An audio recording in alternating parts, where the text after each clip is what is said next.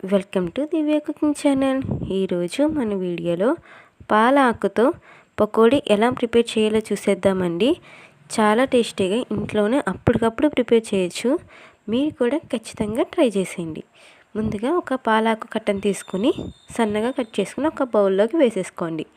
ఇప్పుడు అదే బౌల్లో 1 కప్ వరకు బియ్యం పిండి, 1 కప్ వరకు శనగపిండి, 1 స్పూన్ వరకు సాల్ట్, 2 స్పూన్స్ వరకు కారం, 1 స్పూన్ వరకు పసుపు, 1 స్పూన్ ధనియాల పొడి, 1 స్పూన్ అల్లం వెల్లుల్లి పేస్ట్ వేసుకుని బాగా కలుపుకోవాలి.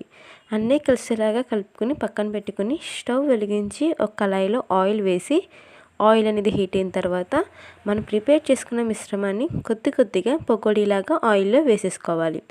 అలా వేసుకున్న తర్వాత లో టు మీడియం ఫ్లేమ్లో 15 నిమిషాల పాటు ఫ్రై అయ్యాక లైట్ గోల్డెన్ కలర్ వచ్చిన తర్వాత ఒక ప్లేట్లోకి తీసి పక్కన పెట్టుకోండి. అంతేనండి, పాలాకుతో పకోడీ రెసిపీ రెడీ. మీకు కనుక వీడియో నచ్చితే ఒక లైక్ చేయండి, మన ఛానల్ని సబ్స్క్రైబ్ చేయండి. అలాగే మీరు ఎప్పుడైనా పాలాకుతో ఏ రెసిపీ అనేది ట్రై చేసి ఉంటే కామెంట్ చేయండి.